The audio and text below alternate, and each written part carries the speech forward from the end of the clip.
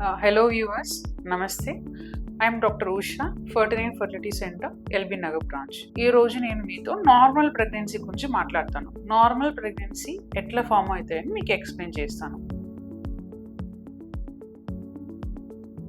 లేడీస్కి, ఆడవాళ్ళకి ఒక గర్భసంచి ఉంటుంది, 2 ట్యూబ్ ఉంటుంది, 2 ఓవరీ ఉంటుంది, అండాశయం ఉంటుంది. సో మంత్లీ ఎట్లా ఉంటుందంటే, ఈ ఓవరీ నుంచి ఎగ్ అనేది రిలీజ్ అయ్యి ట్యూబ్లో బేబీ ఫామ్ అయ్యి మళ్ళీ గర్భసంచిలో వచ్చి అటాచ్ అవుతుంది.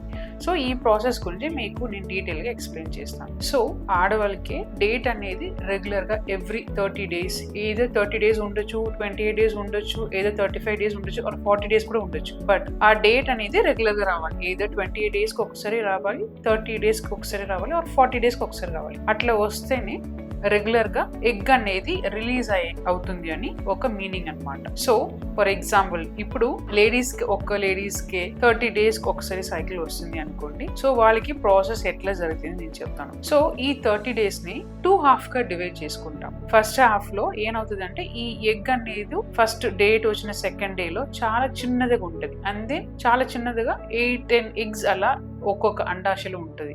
దాంట్లో నుంచి ఒక్క ఎగ్ సెలెక్ట్ అవుతుంది. ఒక్క ఎగ్ సెలెక్ట్ అయ్యి మళ్ళీ middle of the cycle, like at least 12th day or 14th day అట్లా ఆ టైంలో ఈ ఎగ్ అనేది ఒకటి సెలెక్ట్ అయ్యి ఎగ్ సైజ్ మంచిగా పెరిగి దాని తర్వాత ఆ ఎగ్ అనేది రిలీజ్ అవుతుంది. సో ఈ ఎగ్ ఈ ఓవరీ నుంచి రిలీజ్ అవుతుంది. ఈ ఓవరీ నుంచి రిలీజ్ అయిన తర్వాత ఈ ట్యూబ్స్ లో ఇది ఫింబ్రియల్ ఎండ్ అనమాట. ఈ ఫింబ్రియల్ ఎండ్ అనేది ఇక్కడ రిలీజ్ అయ్యే ఎగ్ ని పికప్ చేస్తుంది అనమాట. పికప్ చేసుకుని స్లోగా ఈ ఎగ్ ని మూవ్ చేసుకుని ఇక్కడ ఆంప్లర్ రీజన్ ఒక పార్ట్ ఆఫ్ ట్యూబ్ అనమాట, అక్కడ ఓవం ని పెట్టుకుంటది. దాని తర్వాత ఆ టైంలో హస్బెండ్ వైఫ్ మీట్ అయినప్పుడు ఈ స్పర్మ్ అనేది ఈ వెజనా ద్వారం వచ్చి ఈ గర్భసంచి ద్వారం వచ్చి దెన్ ట్యూబ్ వెళ్తుంది అనమాట. సో ఈ ట్యూబ్ లో ఆంప్లరీ పార్ట్ లో ఎగ్ అండ్ స్పర్మ్ 2 కలిసి ఎంబ్రియో బేబీ ఫామ్ అవుతుంది. సో డే 1, డే 2 బేబీ అనేది ట్యూబ్ లో ఉంటాయి. అండ్ దెన్ స్లోలీ ఈ ట్యూబ్ లో ఉన్న బేబీ అనేది స్లోగా ట్రావెల్ చేసుకుని